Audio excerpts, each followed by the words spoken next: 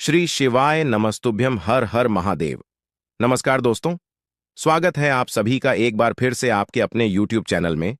दोस्तों, क्या आप भी आपके घर की सुख शांति, संतान की कमी और धन की कमी या कर्ज से परेशान हैं? या फिर आपका भाग्य आपका साथ नहीं दे रहा है? या फिर आपको लगता है कि आपके पितृ आपसे नाराज है और आपके पितरों की वजह से आपके घर की सुख शांति और उन्नति में रुकावट आ रही है, आपके कार्य नहीं बन रहे हैं? तो दोस्तों, करीब 200 वर्षों बाद और 2024 की सबसे बड़ी भाद्रपद माह की सोमवती अमावस्या के दिन दीपक से जुड़ा ये आसान और चमत्कारी अचूक उपाय अगर आप कर लेते हैं तो आपकी सोई हुई किस्मत चमक जाएगी। आपकी जिंदगी में आ रहे सभी अड़चन और बाधाएं दूर हो जाएंगी और पितरों से जुड़ी जो भी समस्या है वो मात्र इस एक उपाय से को करने से दूर हो जाएगी, जिसके बाद आपको धनवान बनने से कोई नहीं रोक सकेगा। आपकी जो भी मनोकामना है वह भी पूरी हो जाएगी। दोस्तों, इस बार 2024 का साल बहुत ही दिव्य और दुर्लभ संयोग लेकर आया है और इस बार 2 सितंबर को सबसे बड़ी अमावस्या भाद्रपद अमावस्या पड़ने जा रही है। और दोस्तों, इस दिन राजयोग काल सर्प दोष के साथ साथ धन लक्ष्मी योग भी बन रहा है, जिसकी वजह से इस अमावस्या का महत्व और भी अधिक बढ़ गया है। और इस दिन घर की इस दिशा में एक दीपक जल देने से आपकी सभी समस्याओं का अंत हो जाएगा। इसलिए दोस्तों, वीडियो को आखिर तक जरूर देखें और अगर आप भी अपने जीवन में भोलेनाथ की कृपा पाना चाहते हैं तो वीडियो को लाइक करके कमेंट में ओम नमः शिवाय हर हर महादेव लिखना ना भूले।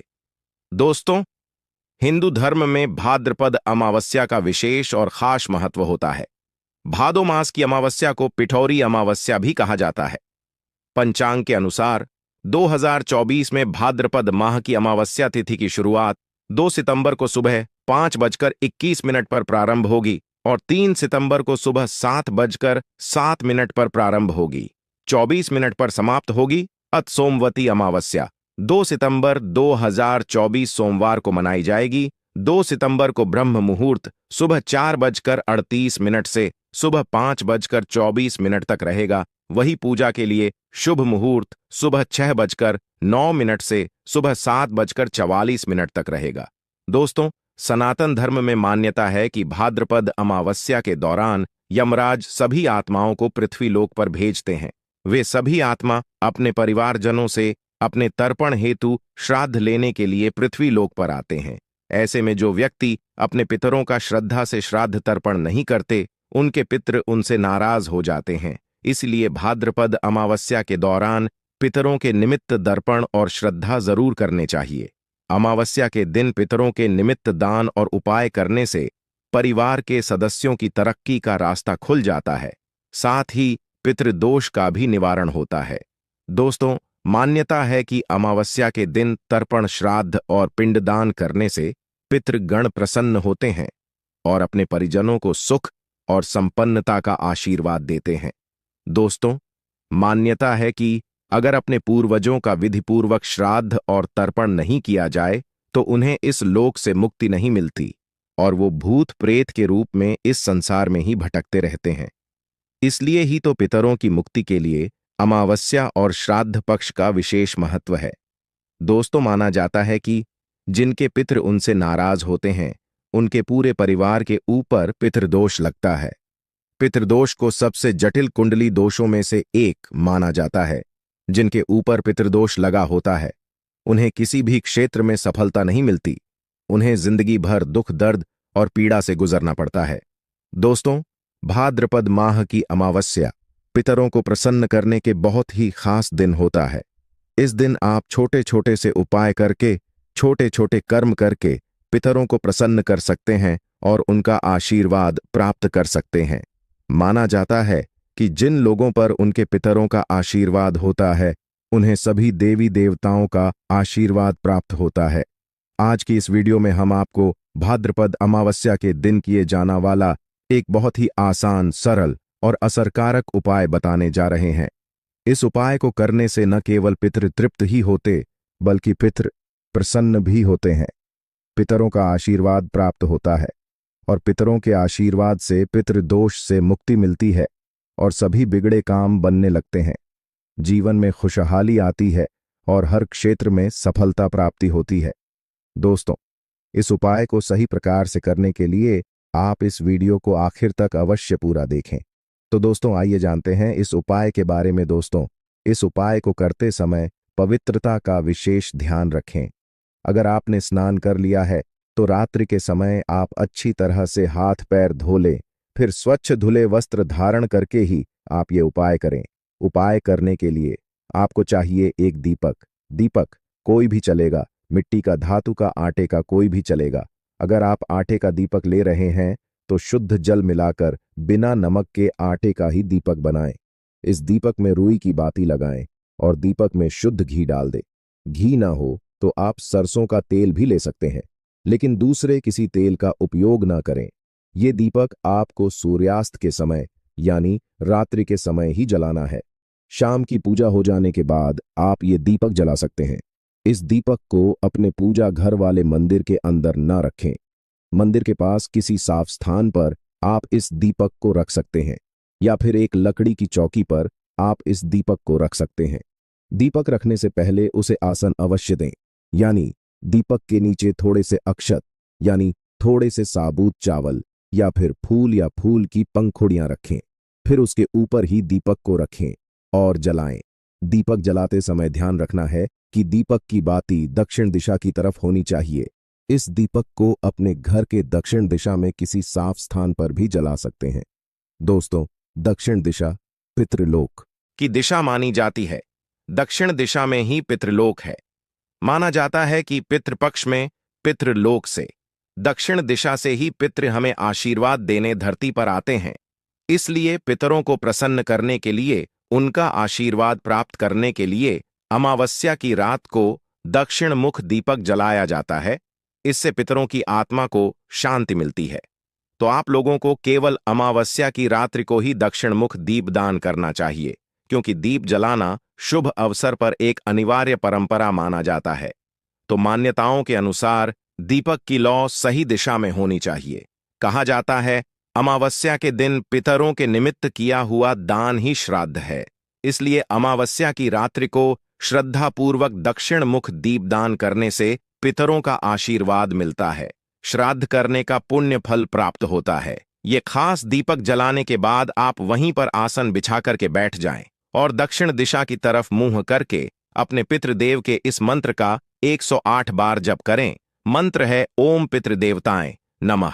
इसके बाद भगवान श्री हरि विष्णु के महामंत्र ओम नमो भगवते वासुदेवाय नम, इस मंत्र का भी एक माला जाप करें। दोस्तों, भगवान विष्णु को पितरों के देवता माना जाता है।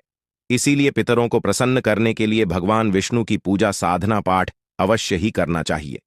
इस दिन गीता का पाठ करना, विष्णु सहस्त्र नाम का पाठ करना अत्यंत शुभ फलदायी होता है। इस दिन पितरों के निमित्त आप थोड़ा सा अनाज निकाल कर रखें और दूसरे दिन किसी गरीब व्यक्ति को दान में दे। इससे भी पितरों का आशीर्वाद मिलता है। कहा जाता है कि ऐसा दान करने से पितरों की भूख प्यास मिट जाती है, पितृ तरपत हो जाते हैं। श्रद्धा और सच्चे मन से दिया गया दान श्राद्ध के समान ही माना जाता है, और श्राद्ध कर्म से बढ़कर मनुष्य के लिए कोई दूसरा कल्याण करने वाला व्रत मार्ग नहीं। इससे आयु बढ़ती है, सभी दुख नष्ट हो जाते हैं, और न केवल पितृदोष से मुक्ति मिलती है, बल्कि उनकी कृपा से परिवार के सदस्य तरक्की करते हैं, पितृ सुख समृद्धि का आशीर्वाद देते हैं। हमारे जो पितृ होते हैं वो देवता तुल्य माने गए हैं, इसलिए उनमें देवताओं की तरह आशीर्वाद देने की क्षमता होती है। तो पूजन मंत्र जप के बाद आप भगवान श्री हरि विष्णु और मां लक्ष्मी को नमस्कार करें, उनसे अपने पितरों की आत्मा की शांति की प्रार्थना करें। इसके बाद आप अपने पितृदेव और कुल देवता का स्मरण करके उन्हें प्रणाम करें, अपनी समस्याओं कष्टों के निवारण हेतु प्रार्थना करें, पितृदोष से मुक्ति की प्रार्थना करें और उनसे प्रार्थना करें कि वे आप पर और आपके परिवार पर अपना सदैव आशीष बनाए रखें। उपाय करने के बाद दूसरे दिन दीपक के नीचे जो चावल रखे हुए थे उन्हें पक्षियों को डाल दें। अगर आपने आटे का दीपक बनाया है तो उसके भी छोटे छोटे टुकड़े करके पक्षियों को डाल दें। पितरों के निमित्त किया ऐसे धार्मिक कार्य या उपाय उन्हें संतुष्ट करके हमें उनका आशीर्वाद प्राप्त करने में सहायता कर सकता है। जिंदगी में सफलता प्राप्त करने के लिए पितरों का आशीर्वाद बहुत जरूरी होता है। दोस्तों, इस उपाय के जरिए आप भगवान विष्णु और मां लक्ष्मी जी के साथ साथ पितरों की भी कृपा प्राप्त कर सकते हैं। इससे पितृदोष से मुक्ति मिलती है और जीवन में आ रही सभी प्रकार की समस्याओं का अंत हो जाता है। वहीं दोस्तों, इस दिन करीब 1 साल बाद शुक्र ग्रह मंगल में प्रवेश करने जा रहे हैं। वैदिक ज्योतिष में शुक्र ग्रह को भौतिक सुख, वैभव, ऐश्वर्य, धन और वैवाहिक सुख का कारक माना जाता है। इसलिए जब भी शुक्र ग्रह की चाल में बदलाव होता है तो इन सभी सेक्टरों पर विशेष और चमत्कारी प्रभाव पड़ता है। दोस्तों, आपको बता दें कि शुक्र ग्रह सितंबर माह की शुरुआत में मंगल में प्रवेश करने जा रहे हैं, जिससे कुछ राशि के जातकों का भाग्य चमकने वाला है। साथ ही इन 3 राशि के जातक बनने वाले हैं करोड़पति। आइए दोस्तों, जानते हैं ये लकी राशियां कौन सी है। दोस्तों, सबसे पहली जो राशि है वह है तुला राशि।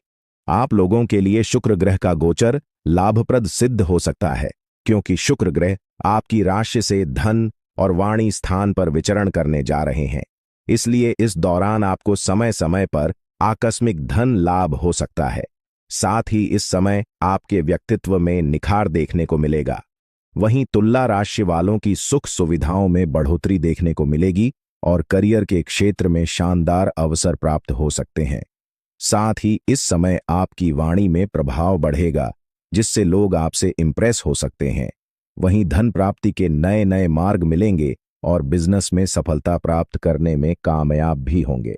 इस लिस्ट में जो दूसरी राशि है वह है कुंभ राशि। शुक्र ग्रह का राशि परिवर्तन कुंभ राशि के जातकों को शुभ फलदायी साबित होगा, क्योंकि शुक्र ग्रह आपकी गोचर कुंडली के इनकम और लाभ स्थान पर संचरण करने जा रहे हैं।